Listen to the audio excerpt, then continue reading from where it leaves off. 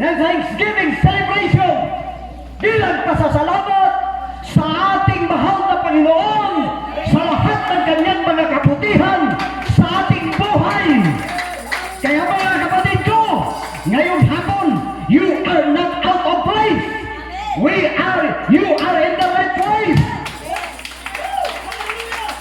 Kaya mga kapatid ko, hindi lamang tayo narito para tumingin kung sino ang nasa harapan o kaya ang iyong katabi.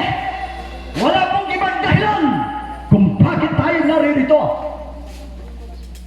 Para purihin at sambahin ang ating Diyos na buhay na may-ari ng ating buhay, nagbigay sa atin ang kalakasan. Kung hindi dahil sa ating Panginoon, wala po tayo mga kapatid, dahil hindi po lahat ng tao pinagkalooban na mabuhay ngayong araw. Yung manager ng anak ko, sabi niya pang namatay na ang mama ng manager ko. You see, mapalad po tayo dahil narito po tayo sa bahay ng Diyos.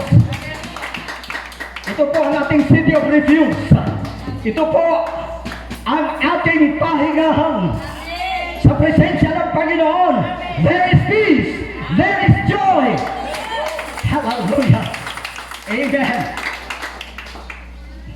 Kung may mga pinagdadaanan na tayo sa buhay mga kapatid, dahil hindi po tayo tinatantanan ng diablo, hindi po siya nagsasawa sa atin, pero salamat sa ating Panginoon dahil hindi rin po naidlip ni minsan.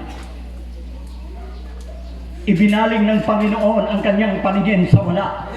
Ikaw at ako ikaw at ako, ang ating Panginoon mga kapatid ay laging nakamasid.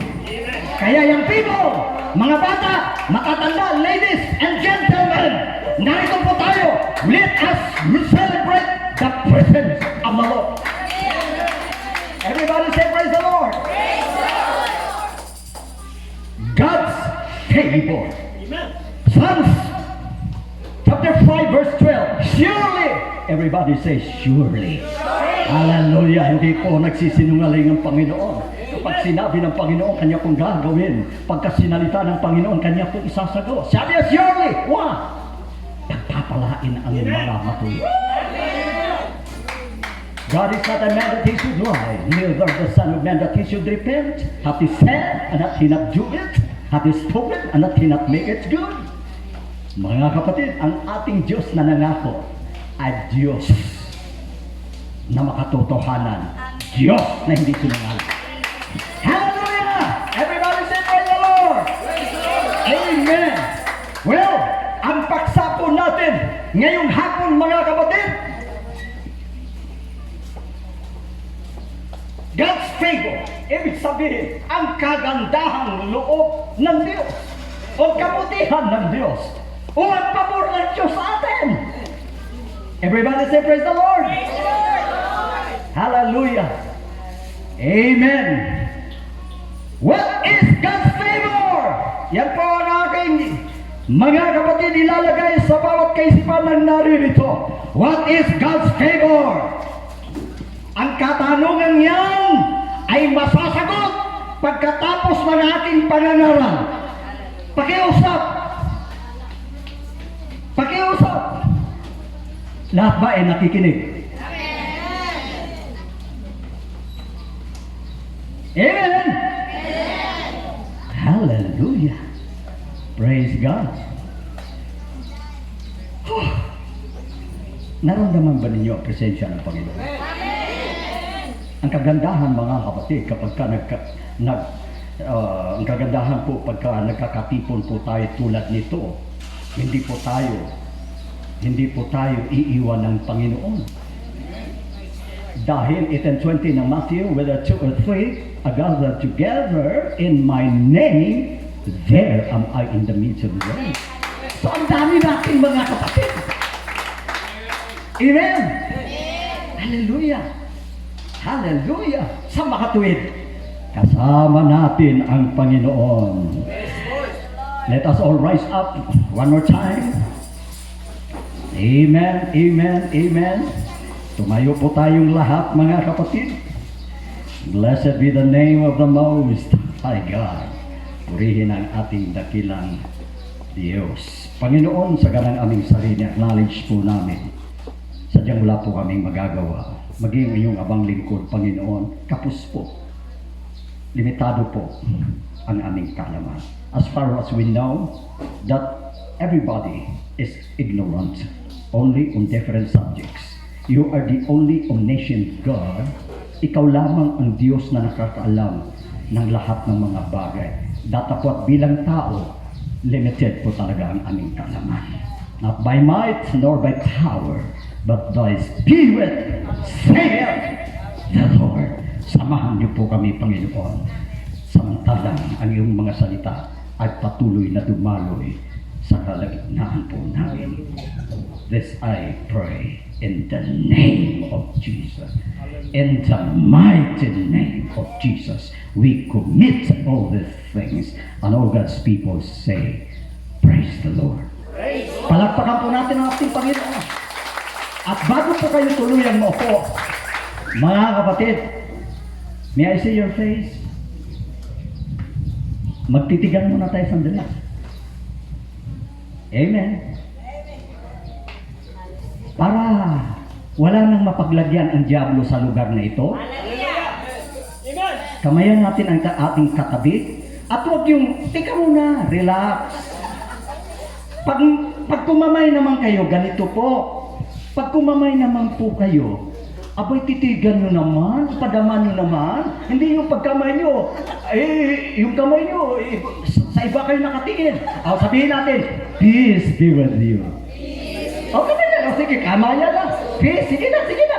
Hindi tayo uupo. Hanggat hindi kayo nagkamay na, hindi nyo kinamayan ang inyong katabi. Nakikita ko kayo. Nandito ako sa taas. Kitang-kita ko kayo. Okay? Ang nakapagkamay na at nakapagsabing peace be with you, pwede na kayong maupo. Hallelujah. Amen. Praise God. Ulitin ko po, mga kapatid. Makaupo na po kayo sa biyaya ng Panginoon. Ulitin ko po, mga kapatid. Ang pagsapon natin ay God's favor. What is God's favor? Everybody say, praise the Lord. Praise the Lord. Hallelujah. And Romans chapter 2, verse 11. There is no partiality with God. Yan ang good news. Wala pong itinatanging tao ang Diyos. Right. Walang amen.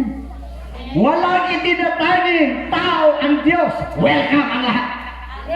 Inanyayahan ang lahat. May karapatan ang lahat. Woo! Hallelujah. Amen. God is not impartial when it comes to salvation, not wishing that any man should perish. Purihin ang Panginoon. Ang damdamin ng Diyos, mga kapatid, ibig niya na walang mapahama. Lahat tayo ay magmamana ng buhay na walang hanggan. Not wishing that any man, Filipino man, American man, Ukrainian man, Russian man, Ecuadorian man, Egyptians man, Chinese man, Japanese man, Thailander man, Indonesian man, Vietnamese man, Jewish man, Greek man, maging sino ka man, ano man ang iyong bansa, lahi at wika, ibig ng Diyos, lahat ng tao ay maligtas. John chapter 3 verse 16, ito ang damdamin ng ating Panginoon. For God so loved the world that He gave His only begotten Son. Kaya mapalad tayo mga kapatid, kinamemorate po natin pag Pasko, ang message ng Pasko mga kapatid, hindi kung siya ipinanganak sa December 25. Ang good news talagang dumating, ang ating Panginoon naging sanggol na ipinanganak siya. Sabi nga, thou shalt call his name Jesus, for he shall save his people from their sins. Wow, good news. Amen. For God so loved the world that he gave his only begotten Son, that whosoever believeth on him shall not perish, but have everlasting life. Gayon na lamang ang pagsinta ng Diyos sa sanglibutan.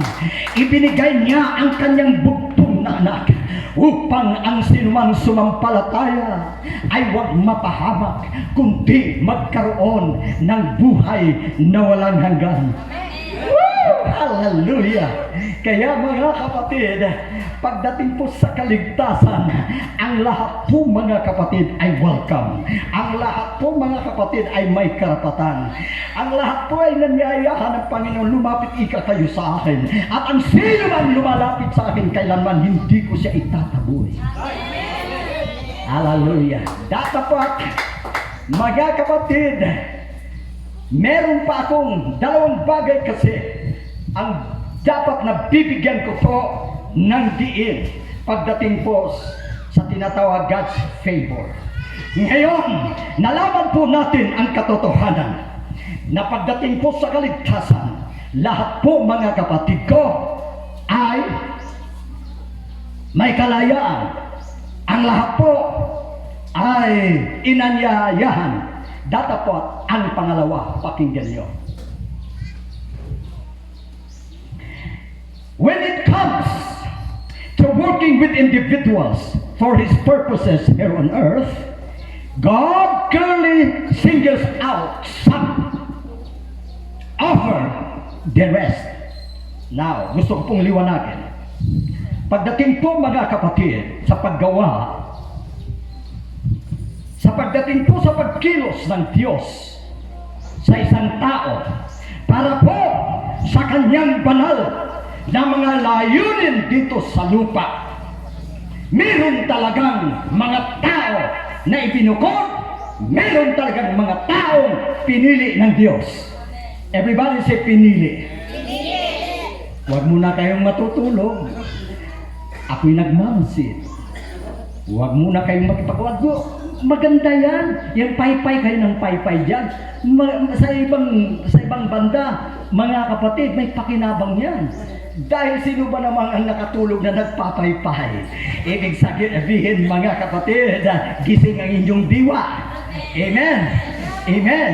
Para mga kapatid ko, ay lalo pa kayong gaganahan. Amen. At hindi kayo tuluyang antukin mga kapatid. Pag nakarinig kayo ng puntos, hindi kayo magpuri sa akin, pumalakpak tayo sa Diyos. Tingnan natin kung antukin pa kayo mga kapatid. Hallelujah. Everybody say praise the Lord. Now, tuloy po tayo mga kapatid. Sinabi ko po sa inyo, God has no respect to a person. There is no partiality with God. But when it comes to working with individuals, God clearly singles out some over the rest. Ibig sabihin mga kapatid, mayroon talagang mga tao na pinili ng Diyos dahil gusto ng Panginoon, samantalang hindi pa ho siya nagbabalik mga kapatid. Ang kanyang mga gawain, ang kanyang banal na layunin ay may sakatuparan at may sagawa doon sa kanyang mga hinirang, doon sa kanyang mga pinili, doon sa kanyang ipinukod. Hallelujah. There were individuals whom God used. Palakpakan po natin ang Panginoon. Pasensya na po kayo. Ako'y nagtatrabaho. Dapat magtrabaho din kayo. Ang palakpak nyo, good na yan. Dahil nakakontribute na po kayo sa pagpupuri sa ating Panginoon. Well, all things work together for good. For good. Sa akin na, Kung nag-iisa mga kapatid, hindi po tayo tatah ng presensya ng Panginoon. Dapat pag nagkaisa tayong lahat, God inhabit the praise of His people. Narito po siya mga kapatid. Hallelujah! Purihin ang ating Panginoon! Hallelujah! Now gusto ko po mga kapatid, saysayin sa inyo kung sino-sino. Marami pong mga famous character sa banal na kasulatan mga kapatid. Pero hindi ko hayaang ubusin ko ang mga famous character na ito. Baka mapanis ang ating mga pagkain. At sabi pa naman, may warning sa akin, 45 to 1 hour. Well, 45 minutes is enough. But 1 hour is too much. Kaya kinakabahan ako kung hindi ko matapos within 45 minutes. Palakpakan natin nun. Mga kapatid, sabayan niyo ako para madali tayong matapos. Amen. Hallelujah. Praise God. Number 1. Sino ang gusto kong... Kasi ang ganda, God's favor. Hallelujah. Mga kapatid, dapat mayroon po tayong example. Mayroon po tayong mga taong halimbawa na nagtagumpay sa larangan ng pakikibaka mga kapatid sa spiritual at papaano po sila nagtamo ng pabor mula sa Diyos at papaano po ang Diyos mga kapatid ko ay natuwa sa kanilang buhay. Hallelujah. Number 1 is Joseph. Let us worship one more time the name of the Lord. Hallelujah. Joseph, the favored son of Jacob. Wow, pinakapaborito po sa 12 mga anak po ni Jacob mga kapatid. Si Joseph po ang pinakamalapit sa damdamin ni Jacob. Kaya po, hallelujah, dahil po sa ipinakitang kagandahang loob ng kanyang ama na si Jacob, hindi ba, to make the story short, di ba, binigyan siya ng napakagandang balabal. At doon po mga kapatid, nakita ang partiality ni Jacob dahil pinakamamahal niya, nakasumpong kasi ng biyaya si Joseph sa paningin ni Jacob. Bakit kaya? Everybody say amen. Bakit kaya? Hallelujah. Mga kapatid, sa totoo lang, sabi nga, Joseph had a life of difficult circumstances that included abandonment of his family, being sold into slavery, being falsely accused, and years of imprisonment. Yet Joseph was able to see the hand of God in all his sufferings. Woo! Let us worship the name of the Lord. Hindi po madali ang pinagdaanan ni Jose, mga kapatid, sa kanyang buhay. Dahil simulat sa bol, ipinakita po ng Panginoon kay Jose na ang wika, ikaw Jose, ang mamumuno. Hallelujah! Ikaw ang hihirangin ko, ikaw ang ilalagay ko sa mataas upang ang lahat sa iyong kinasasakupan ay yuyuko sa iyo. Hallelujah! Mga kapatid, galit na nga po ang kanyang mga kapatid sa laman. Palibhasay, nakita nila ang tinatawag partiality. Jacob has a favorite son. Kaya ang sabi ng Biblia mga kapatid, talagang gigil na gigil itong kanyang mga kapatid. At nagbunga nga ang kanilang tinatawag na nagbunga nga yung kanilang pagkamuhi o jealousy mga kapatid. Dahil ang sabi ng Biblia na nung sila po'y nasa barang at naroon, sabi ni Joseph, sabi ng kanyang ama, magatid ka ika ng mga pagkain. So baybayan nyo, tingnan nyo ika ang inyong mga kapatid, baka kung napapano. Palibhasay si Joseph po ay masunurin. Kaya bilang anak, kung nakita po natin, bilang magulang, nakita po natin ang ating mga anak na masunurin, mabait, amen, masipag, wow, ano man ang kanyang hilingin, hindi po tayo magdalawang isip na ibibigay po natin ang kanyang kahilingan. Amen, everybody say praise the Lord.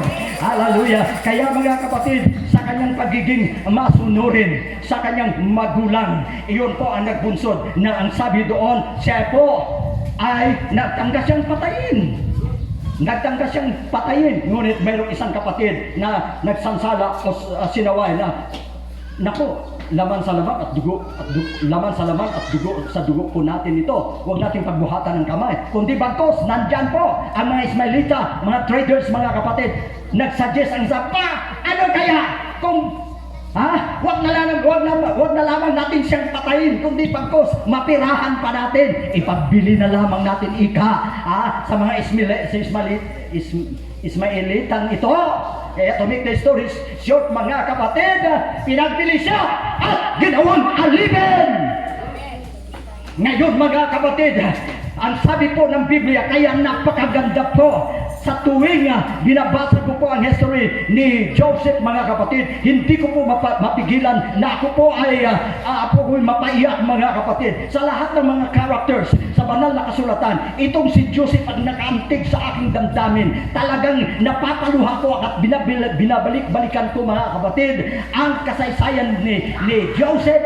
Wow! Talaga namang makita po natin na sa kabila po ng kanyang kahirapan, sa marami pong pagkakataon, marami po siyang pinagdadaanan sa buhay, mga kapatid, siya po ay pinagbili na nga, palibhasay, hindi po siya tinatantanan ng presensya ng Panginoon. Ang Panginoon po ay laging nakamasid kay Joseph, mga kapatid.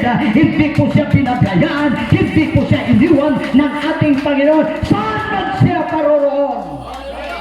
Kaya po, mga kapatid, being sold, enter in slavery, being falsely accused, and years of imprisonment. But Joseph was, anong nangyari, mga kapatid?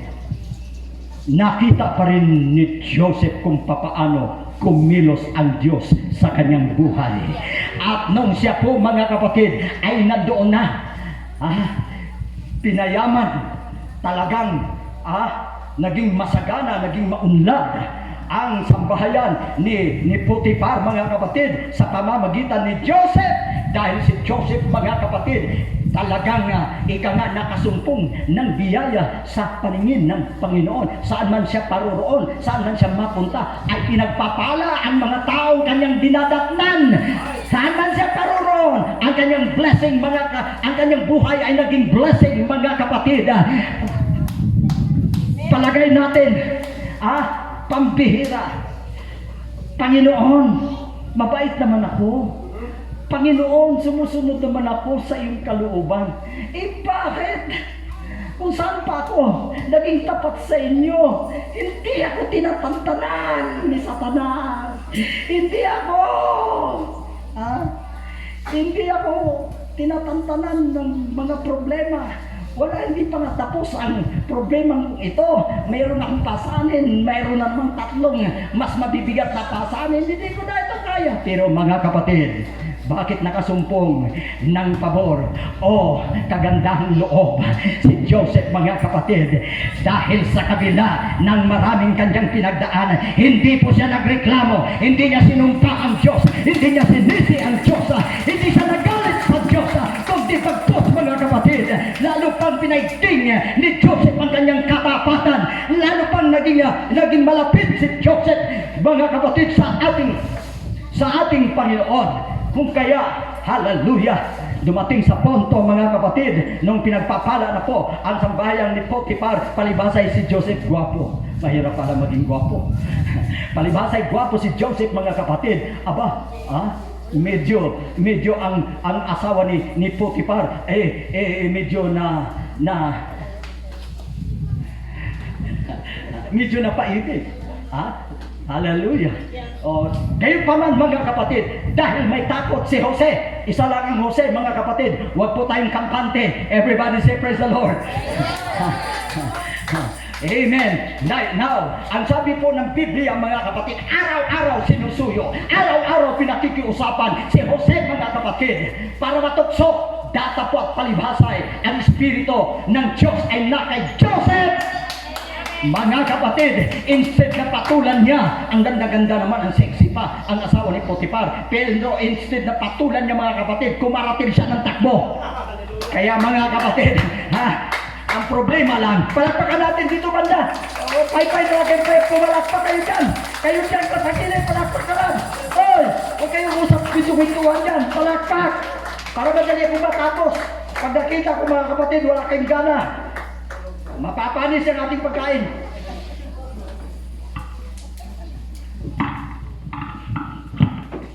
Ang pagkakamali ni Jose, mga kapatid, ay hindi siguro gaanong matulin ang kanyang takbo.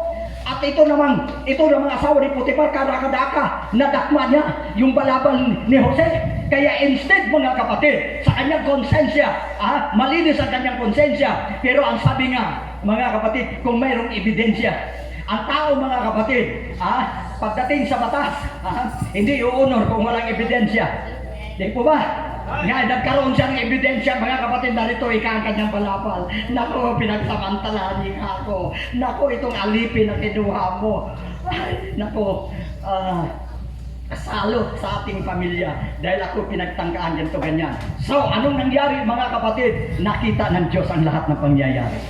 Hindi man nakita, nasaksihan ng tao, mga kapatid, ang buong pangyayari. Datapwat ang Diyos, for the eyes of the Lord is in every place, beholding the evil and the good. Huwag kayong mag-alala, mga kapatid ko, kung hindi nakikita ang inyong mga gawa. Walang nag-appreciate sa inyo. Wala pong nakakita sa inyong mabubuting gawa. Datapwat ang ating Diyos, mga kapatid, na nasa langit. Lahat ng ating mga ginagawa ni isang idlip, hindi po na idlip ang Panginoon. Sabi ni Apostle Paul, be ye steadfast and movable, always abounding in the work of the Lord. For as much as you know that your labor in Christ is not in vain. Kaya, mga kapatid, nakita po ng Panginoon ang katapatan ni Jose, pero hindi po siya naintindihan ng tao. Palibhasay, meron pong katibayan, mga kapatid, meron pong ebidensya. Kaya to make the story short, si Joseph po, dahil sa kanyang katapatan, binaligtad po ang kaso. Instead ang hatulan ang asawa ni Potiphar, siya na po ang nahatulan at siya po ang dinala sa bilang years of imprisonment. Yet Joseph was able, Joseph is still able to see the hand of God. Sa lahat ng kanyang pagdurusa, hindi po siya pinabayaan ng Diyos. Woo! Everybody say praise the Lord. Palapagan po natin, mga kapatid, ang ating Panginoon. Praise God. Amen. Joseph obedience. Ito na po, mga kapatid, ang nangyari sa kanya. Dahil, mga kapatid, saksi ang Diyos na si Joseph, mga kapatid, ay tapat. Si Joseph, mga kapatid, ay sincero sa paglilingkod sa ating Panginoon. Kaya naman, ang sabi ng Biblia, mga kapatid, hallelujah, Joseph, obedience and continual acknowledgement of the sovereignty of God. That's God's heart so much. Wow! Everybody say praise the Lord. Amen. Dahil po, mga kapatid, hindi ko magagawa wika ni Joseph, ngunit meron akong Diyos na makapangyarihan sa lahat, na makakayanat at magagawa niya ang lahat ng mga bagay. Kaya naman ang aking tiwala ay nasa iyo, Panginoon. Kaya naman, anong ginawa? Anong nangyari? Ito ang nakabagbag damdamin sa puso ng ating Panginoon. Kaya anong ginawa ng Diyos? Kanya pong God grant Joseph favor. Palakpakan po natin. God grant Joseph favor. At ano po, mga kapatid? Good news! Hallelujah! Tama po pala, mga kapatid ko. Sa banal na kasulatan, doon sa James chapter 1, sabi niya, count it all joy when you fall into diverse temptation, knowing this, that the trying of your faith worketh patience, and let patience have its perfect work, that you may be entire, wanting nothing. Sabi niya, wow! Count it all joy. Dahil, ang sabi roon sa verse 7, mga kapatid, pagkatapos mong malagpasan, everybody say praise the Lord. Hallelujah. Meron palang kaakibat na gantimpala. Pahagpagan natin. Amen. Tama nga po, mga kapatid.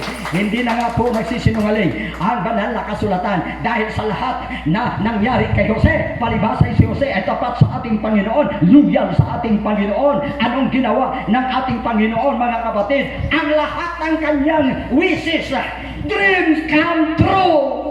Hallelujah. Amen. Amen. Hallelujah. Kaya nga po mga kapatid, maging ang magulang ni Joseph, siya po itinakwil. Ikaw, ha? Ikaw anak namin.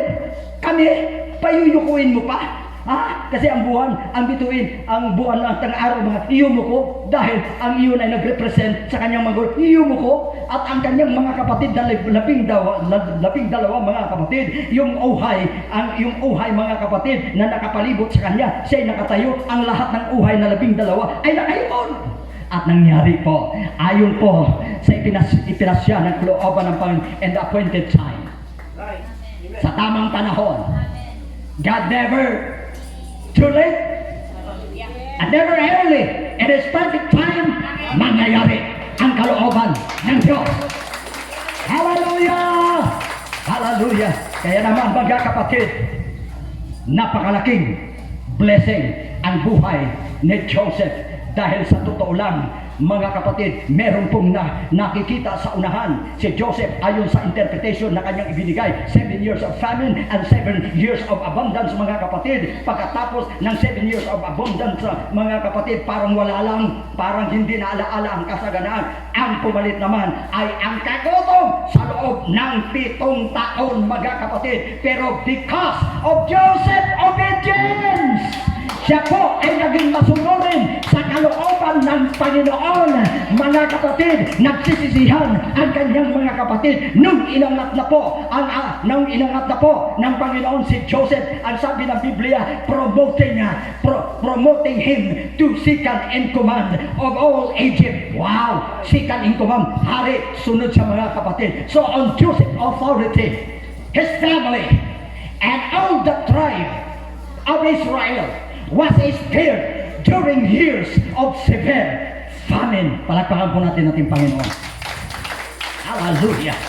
Hallelujah! Kung hindi po mga kapatid ko, naging masunurin si Jose, ang lahat, wala nang sa ating panahon mga kapatid, wala na pong lahi ng Israelites na natira. Kung sakali hindi po naging masunurin si Jose mga kapatid, but thank God sa pagiging obedience niya, hanggang ngayon tayo na-preserve mga kapatid, tayo'y kabilang sa success ni Jose. Dahil kung naubos ang Israelites mga kapatid, wala nang nagpatuloy alin pa at sino pang ililigtas ng Panginoon. Pero thank God because of Joseph's obedience. Hallelujah, tayo'y nakabahagi ng kaligtasan. Tayo ngayon ay naririto mga kapatid. Naku, naalaala natin ang katapatan ni Jose na hindi lamang sa mga Israelites ang pakinabang, dapat maging sa atin naging kapakinabangan. Palakpakan po natin ang ating Panginoon. So yan po ang karakter mga kapatid na kung saan nakuha po ni Jose ang tinatawag na okay pa, meron pa. Nakuha ni Jose mga kapatid ang pabor ng Diyos. At sa pamamagitan ng pabor ng Diyos kay Joseph, sabi niya, huwag kayo ikang magsisisihan mga kapatid ko, sapagkat ako ikay niligtas ng Diyos mula sa panganib at dinala ako niya sa Ehipto at gawing pangalawang pangulo dito sa Ehipto, dahil ang layunin to save more lives, to preserve more lives, para hindi maubos ang sambahayan ni Jacob. Kaya wag na kayo magsisisihan. May dahilan. Everybody say may dahilan. Amen. Praise God. Kung bakit naranasan ni Joseph kung gaano kabigat ang mga pagsubok mga kapatid, ganun din po kalaki at kadakila ang pagpapala na tinanggap ni Jose. Kaya wag kayong mabahala. Wag kayong mag-alala. Kung kayo'y sinubok o mga may pagsubok, minsan hindi po pangkaraniwang pagsubok. Pero mga kapatid, alam po ba ninyo, tested and proven sa buhay ni Joseph, kung gaano kalaki ang iyong pagsubok, ang laki man ang inihanda na gantimpala ng Diyos. Hallelujah! Makasurvive ka lang, makapagpatuloy ka lang, mga kapatid. Amen! Malayo-layo pa ang lalakbayin, marami pang unos ang sasalubungin. Pag na-survive mo mga kapatid, ang mga unos na yan, oh wow, there is peace in the midst of trouble. Hallelujah! At makita po natin ang kalwalhatian ng ating Panginoon. Let us worship the name of the Lord! Lord. Hallelujah. Tatlo sana mga kapatid, isa na lang. Mamadaliin ko na lang. Hallelujah. Alas 4. Tawad ako. Alas 4:05. Nag-start ako mga kapatid. Wala pa naman. Wala pang isang oras. Amen? Everybody say praise the Lord. Hallelujah. Dapat excited na kayo mga kapatid. 30 minutes na lang. Hallelujah. Salo-salo na tayo. Kakain na tayo kasi minsan mga kapatid. Pagdating sa spiritual, walang gana. Pero pagdating sa physical, material mga kapatid, ganado. Nako, dapat ganado tayo sa spiritual. At the same time, ganado din sa pagkain. Both ba? Everybody say praise the Lord. Hallelujah. Amen. Mga kapatid, ayan, mga kapatid, isa pa. Ang gusto ko pong bigyan ng adiin, lalo-lalo na pagdating sa tinatawag na favor ng ating Panginoon. Wala na pong pinakadakila. Pagdating po sa pananampalataya, mga kapatid, wala na pong hihigit na lalong dakila kay Abraham. In fact, mga kapatid, sinabi sa Galatians, ang lahat nananampalataya, mga anak ni Abraham. Nakapagtataka ano? Amen? Nakapagtataka ano? Na inabot ng 100 taon bago sila pinagpagkalooban ng anak, no? Pero mga kapatid, nung nagkaanak naman, nangako naman ang Panginoon. Amen? Na di mabilang. Sabi ng Bible, sabi ng Bible, through Sarah herself received strength to conceive seed and was delivered a child when she was past age, because she judged him faithful who had promised. Therefore is sprung there, even of one and him as good as dead, so many as the stars of the sky in multitude, and as the sun which is by the seashore innumerable. Ganon kadami ang binhi, ang lahi, ang mga anak ni Abraham. Kaya siya ay binigyan ng title, Father Abraham. Many children is Father Abraham. Amen? Bakit nalumbay na kayo? Parang wala na kayong imig. Ano ba yung ipinakita ng mga kapatid? Excited sana. Kapag tatapos na ako. Pagkatapos, ulitin ito. Sunod na taon, ewan ko, buhay pa tayo. Pambihira naman. Sabi nga, ngayon ang tamang panahon. Amen. O sa anin ko na, masyado naman mga intermission mamaya. Palapakan natin ang Diyos. Hallelujah. Ngayon mga kapatid, gusto ko pong tingnan kung paano po nakamit o nakamtan ni Abraham ang favor ng Diyos sa kanyang buhay. Dahil ang sabi po ng banal na kasulatan, dali-dalian ko, bilis-bilisan ko mga kapatid, arangkada, kwarta marcha. Hallelujah. Ang sabi po ng Hebrews chapter 11, verses 8, 9, and 10, by faith, Abraham, when he was called to go out into a place which he should after receive for an inheritance, obeyed. And he went out, not knowing whither he went. By faith he sojourned in the land of promise, as in a strange country, dwelling in tabernacles with Isaac and Jacob, the heirs with him of the same promise. Last verse, for he looked for a city which had foundations, whose builder and maker is God. Woo! Si Abraham po mga kapatid, mayaman na tao, maraming property. Pero tingnan nyo kung anong uri merong pananampalataya sa Abraham mga kapatid, na kung saan nahipo ang damdamin ng Diyos sa kanya. Dahil nung tawagin si Abraham, tumalima. Nung tawagin siya ng Diyos, sumunod. Sabi ng Biblia,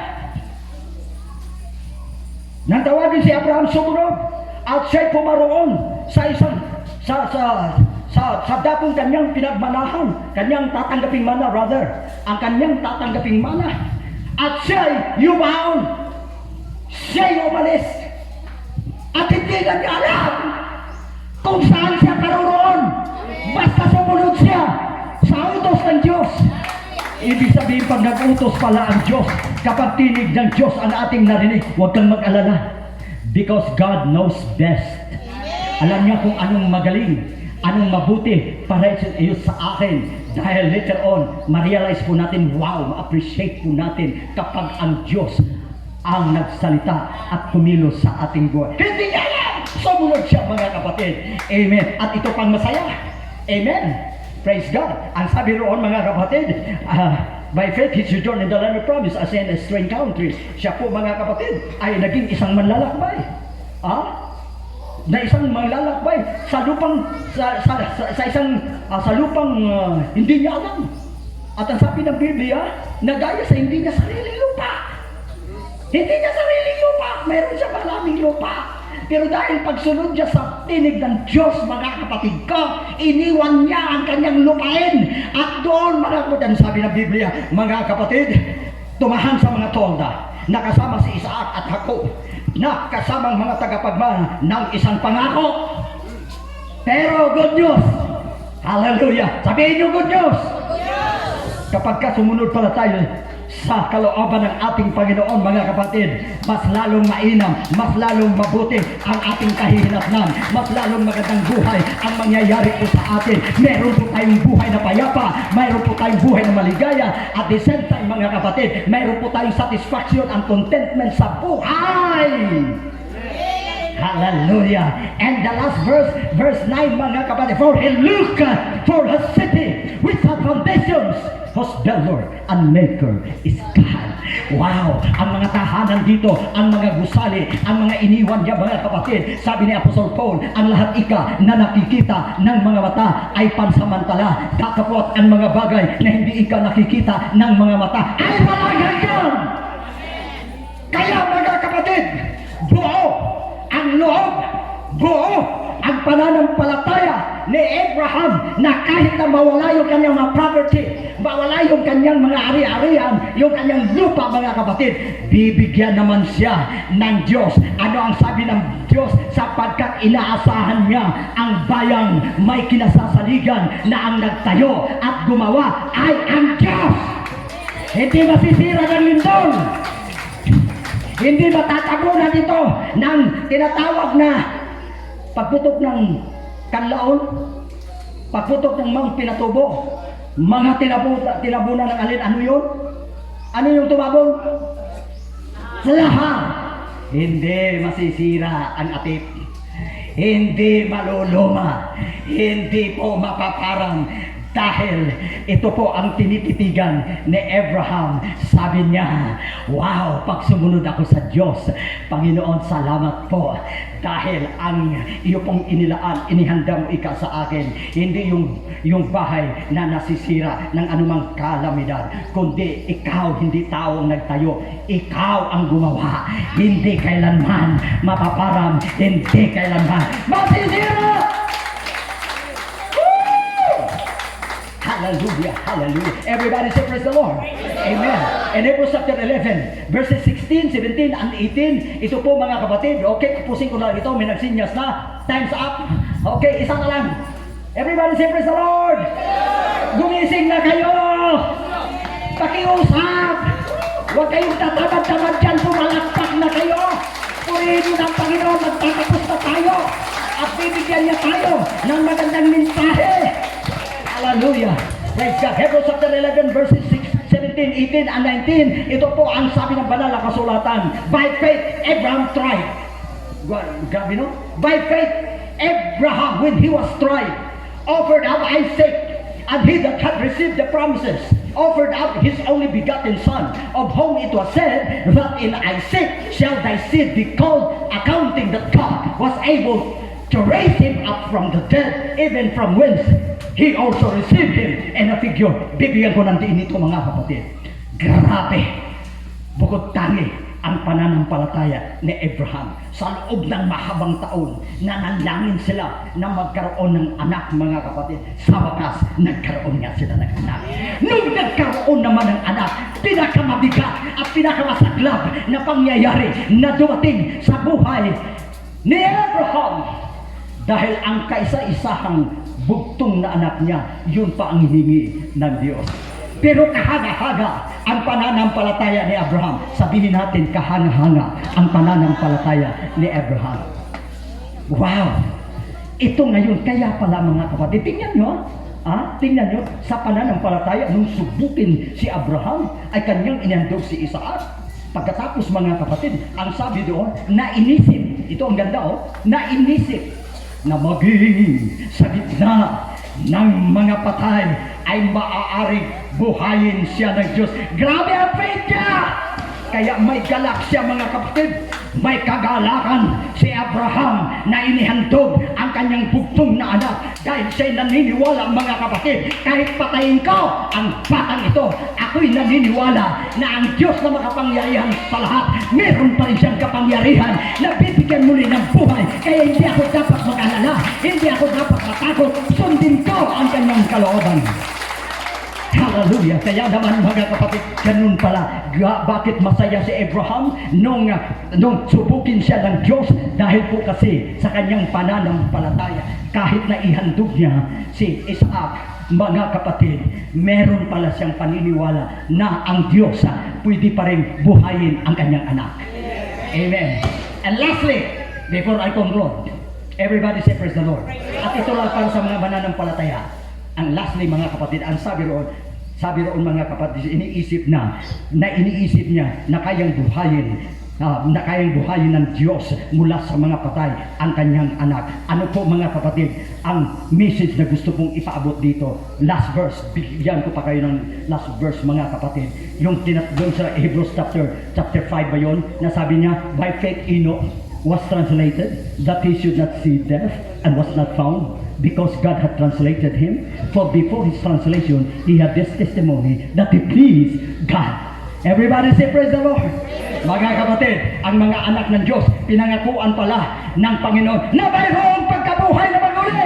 Kaya hindi po tayo mga kapatid ko dapat matakot pala sa kamatayan kung naglilingkod po tayo sa ating Panginoon. At ang good news, sabihin natin good news, tumayo na tayong lahat. Mga kapatid, ang good news po mga kapatid, dahil para po sa mga anak ng Diyos, meron po siyang pangako mga kapatid, kung manatili po lamang tayo na maglilingkod sa ating mahal na Panginoon. Ito po ang ating privilege mga kapatid. Everybody say privilege. Ang privilege po ng mga anak ng Diyos, kagaya ni Enoch mga kapatid ko, na siya po inilipat ng Diyos para hindi niya matikman ang kamatayan. Now, huwag mo nang maingay. Now, para sa mga anak ng Diyos, everybody say praise the Lord. Para sa mga anak ng Diyos na nagpapatuloy, na nanatili sa paglilingkod sa ating Panginoon, mga kapatid, ang sabi ng banal na kasulatan, 1 Thessalonians chapter 4 verses 5, 16 and 17, for the Lord himself shall ascend from heaven, and with the voice of archangel, and with the trumpet of God, and the dead in Christ shall rise first, and they which are remain alive will be put up together in the clouds to meet the Lord in the air. Wow! Wow! Bakit inilipat si Enoch? Para hindi niya matikman ang natural death. Tayo mga kapatid, hindi biro po. Aywan ko lang. May naroon po tayo nakita. Sandali lang, matatapos na ako. Mayroon po tayong nakikita mga kapatid na grabing struggle bago siya mawalan ng buhay dahil grabe ang kanyang pagdurusa. Pero thank God, para sa mga anak ng Diyos, meron po siyang pinangako, amen, na hindi natin matitikman ang kamatayan. Sa isang kisap, sa pagtunog ng trompeta, sapagkat babaguhin ng Diyos ang ating katawan, at ang katawang na nasisira ay papalitan ng katawang hindi nasisira. Yan ang good news mga kapatid. Huwag tayong tumitaw hanggang sa susunod na Thanksgiving mga kapatid. Patuloy natin paglilingkuran ang Panginoon kung lulobin ng Diyos na bibigyan pa tayo ng panahon at pagkakataon. Patuloy tayo na maglilingkod sa ating Panginoon dahil ang Diyos ay mayroon po malihanda na napakabuting buhay sa iyo at sa akin. Sa Diyos mo sasabihin ang problema mo. Asahan mo ika'y hindi mabibigo. Karamay mo ang Diyos sa hirap at ginhawa. Tawagin mo lamang, di ka mabibigo. Pwede ba lumapit ang gustong lumapit? Sandali lang. Baka meron kayong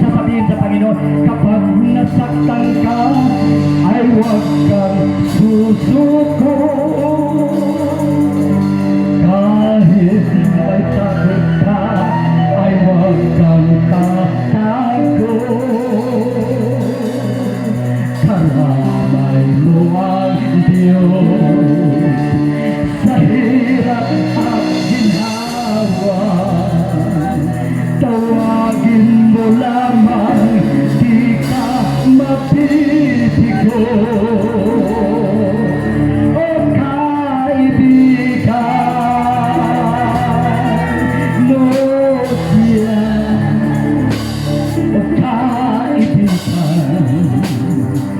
tuwing lang, sino pa ang tutulong sa'yo, kundi ang kaibigan mo, kaibigan mo ang Diyos. Ngayon nalaman mo na may kasama ka, hindi kailan pa man nag-iisa. Karamay mo ang Diyos sa hirap at ginhawa. Tawagin mo lamang, di ka mapitigo. O kaibigan, mo siya. O kaibigan, tuwing lang, o sino ba ang tutulong sa'yo, kundi ang kaibigan mo, kaibigan mo ang Diyos. Sa Diyos mo sasabihin ang problema mo, at paanong ika'y hindi mabibigo. Karamay mo ang Diyos sa hirap at ginhawa. Tawagin mo lamang, di ka mabibigo. O kaibigan, mo siya. O kaibigan,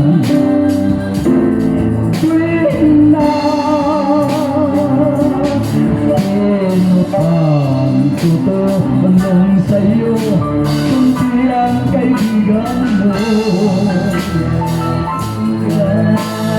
Ano ang Diyos, kaibigan mo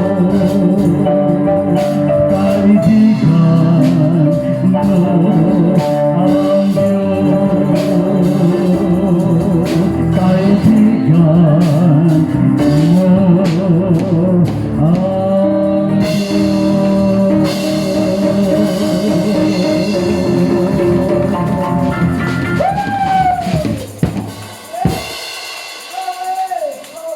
Glory, glory.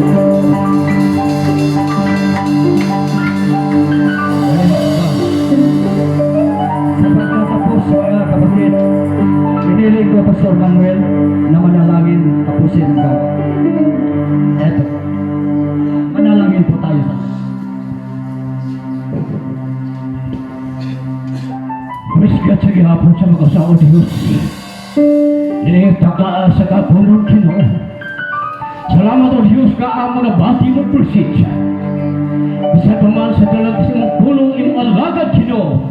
Nga mga pulong nga igilitog tilingikan kanya kung tilingikan ka rin mo Diyos.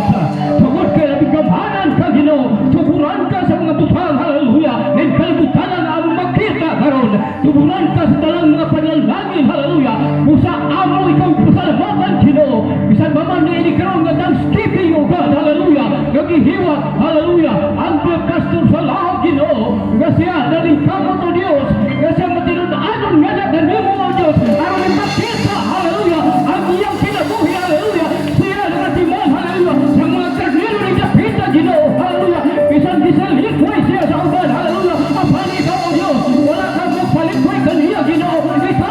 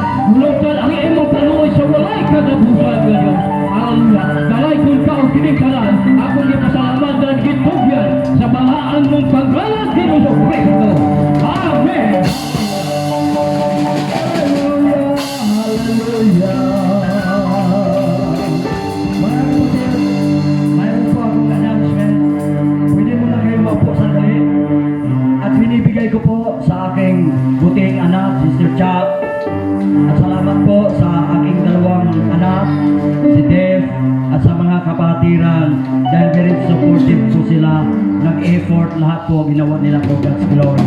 So binibigay ko sa aking anak, Sister Chuck. Pagkatapos ito mga kapatid, hindi ko alam kung mayroon pa tayong panahon o mayroon pang Thanksgiving sa susunod na taon, hindi natin alam.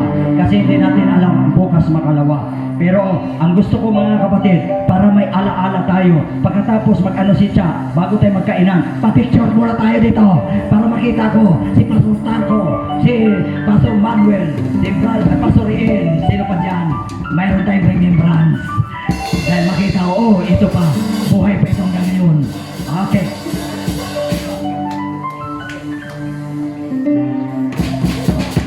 Line up tayo dito. Pa-picture tayo. Sayang itong tarpaulin. Walang picture. Praise God! Isang magandang hapon po sa inyong lahat mga kapatid.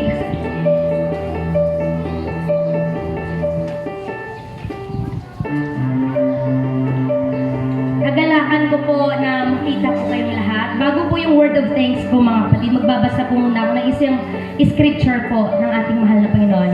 The Bible tells us in 1 Thessalonians chapter 5 verse 18, in everything give thanks, for this is the will of God in Christ Jesus concerning you. The Apostle Paul told the early church that it was essential to give thanks in everything. We may go through, although there are many times we may find challenging to be thankful for, we can be thankful in all circumstances, knowing that God will help us go through the journey. I am truly honored to stand before you today as we come together for another Blessed Sunday service.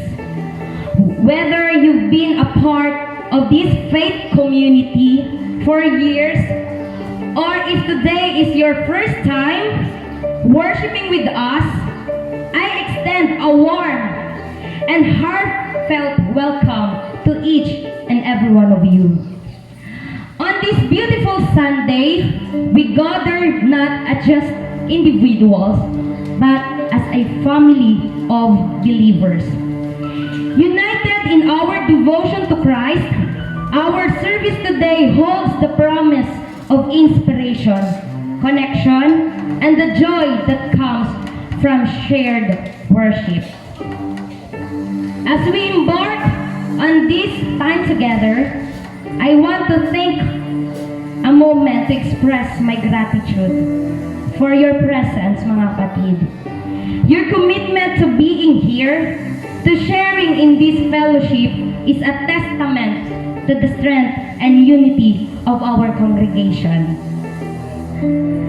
To our music director, Brother Gerald Sarceda, thank you sa patuloy na pagpapagamit ng iyong talento sa gawain ng ating mahal na Panginoon. Naalala ko tuloy, sumagi sa isip ko mga kapatid, kaya sinulat ko lang mga kapatid ang gusto kong sabihin kasi minsan pag yung sobrang saya, nakakalimutan ko po yung gusto kong sabihin na may mental block po ako. Kaya pasensya na kayo mga kapatid, binabasa ko po yung mensahe ko. Naalala ko tuloy ang sabi ng aking ina, pagdating po sa music, sabi niya, si Brother Gerald, hindi ako tatanggihan yan. Kaya G, thank you sa pagpapagamit sa ating mahal na Panginoon. One call away lang talaga si Brother Gerald. Ang Panginoon na mag-bless para sa iyong buhay. Keep on serving the Lord. Sa ating mga backup singers, salamat po sa inyo. Sa ating mga kapatiran, Sister Audrey Duyan, salamat sa suporta sa gawain ng ating Panginoon. Pugoy Family! Saan yung Pugoy Family? Ayun, kita ko. Salamat po. Sa tuwing nakikita ko, Sister Mera Flor, naalala ko sa kanya, sorry, lagi ko nababanggit ang aking ina. Kasi ano sila they are best friends. Thank you, Auntie Mira. Sister Ellen Pinida, salamat po. Hallelujah, thank you, Lord. Collado and Antonio family. Salamat po sa inyo. Dahil ang mga Collado at Antonio family, sila yung mga member din ng mga Harana team. Pag may mga birthdays, one call away din sila, Brother Collado. Salamat po sa inyo. Pakon family, salamat din po. Tila family, sana mga Tila family, salamat po sa inyo.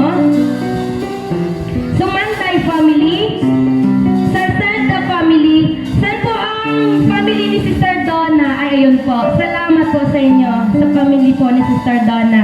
Dahil isa din po si Sister Donna na nag-donate po ng ating mga chairs dito po sa ating gawain. Salamat po. Sa ating hatid sundo ministry, sa mga tricycle na ginagamit upang sunduin at ihatid ang ating mga kapatiran, Brother Edward, Brother Ian, salamat po sa inyo. De La Cruz family, salamat po. Tolosa family, salamat po. Sa family po ni Tatay Etong, salamat po. Salamat po sa inyo. Sa ating mga bisita na naririto sa hapong ito, salamat po sa inyo, kina Pastor. Salamat din po. Wala pong mapaglagyan ng kasiyahan sa aking puso, mga kapatid. At higit sa lahat, sa mga taga-Kendram, sino pa yung mga kasama ni Pastor Facon, salamat po sa inyo. Sa ating lahat, kung hindi ko man po ma-mention ang inyong mga names, one by one, salamat po sa inyo. Buong puso po ako nagpapasalamat sa inyong mga presensya. Brother Alex, salamat din po sa inyo. Sa lahat-lahat mga kapatid, kasi hindi ko po kabisado ang inyong mga apelyado, thank you so much and God bless you po. At higit sa lahat, gusto ko din pong pasalamatan ang ating former pastor na si Pastor Philomena Salaho, kahit wala na po siya rito. Salamat po sa kanyang iniwang legacy. Kaya marami pong salamat. Salamat po sa inyo. To God be all the glory. Lapit na po tayo lahat mga kapatid para po sa picture taking. Huwag po muna umalis ang nandito na. Kasi magpapapicture po tayo lahat. One time lang po. Lahat po tayo.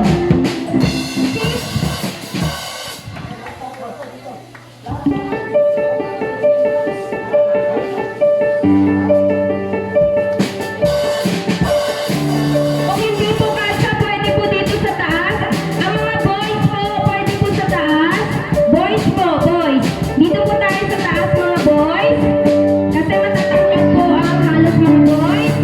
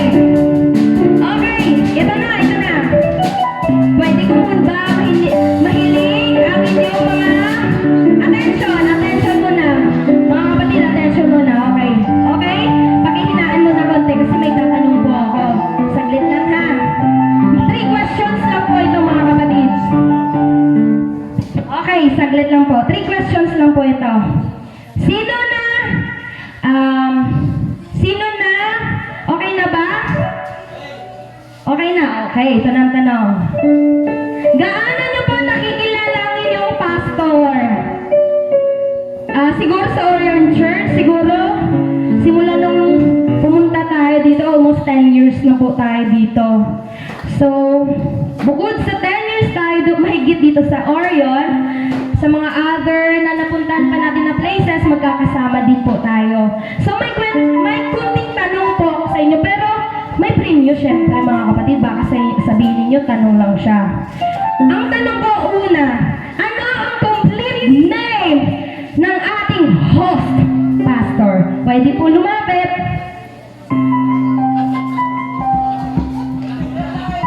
Okay, Sister Malo.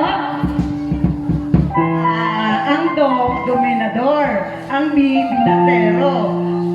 Ang birthday ni Pastor 1962. Birthday niya bukas. Birthday ni Pastor bukas. Thank you, Sister Malo. Okay, alam ni Sister Malo. Pastor Dominador Binatero sa Lahog. Okay, next question tayo mga kapatid. Okay na po ba? Mga dalawang questions lang po tayo para okay na games na tayo agad. Okay, next question. Very common po, no? About na lang sa family muna namin mga kapatid. Ano po ang complete name ng former pastor po natin? Anong complete name ng former pastor po natin before? Complete. Sister Ellen?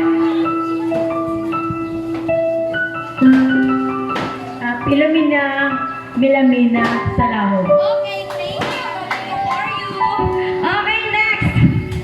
Very personal question po ito mga kapatid. About na lang sa akin. Sa akin na lang tayo mga kapatid. Tapos na po tayo sa aking ina, sa aking ama. Doon na po tayo sa personal na buhay ko mga kapatid. Ilang taon na po ako? Nakakahiya mong sabihin pero edad ko na lang. Sino? Okay, Sister Audrey Timar. Kabaligtaran sa 23. Okay, thank you, Sister. Okay, yun na po. Okay, maraming pong salamat sa inyong lahat, mga kapatid. Pero before anything else, salamat po sa inyong participation, mga kapatid. Kasi medyo these years, marami po tayong struggles along the way. So, gusto ko pong magpasalamat po sa inyo kasi personally po, grabe talaga yung struggle ng family namin kasi when it comes to my father, pero thank you Lord, God is a miraculous God. Kaya nagpapasalamat po kami sa inyo dahil sa mga prayers nyo. Kasi mga kapatid, patuloy po tayo magdalanginan sa isa't isa kasi minsan along the way, hindi po natin alam ang mga circumstansya. Kaya maraming po salamat. Okay, God bless us all. Okay na Sister Dave sa food? May I request na sa sunod tayo na mag-pray sa ating pagkain.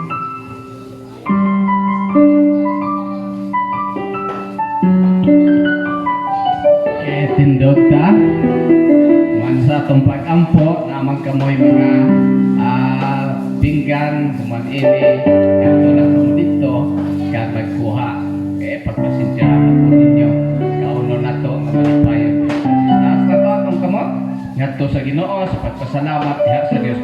Ginoo, ania kami nining orasa nagapalapit sa imo kag nagapasalamat sa dakop nimong kayo sa bilog katuig sa among kinabuhi.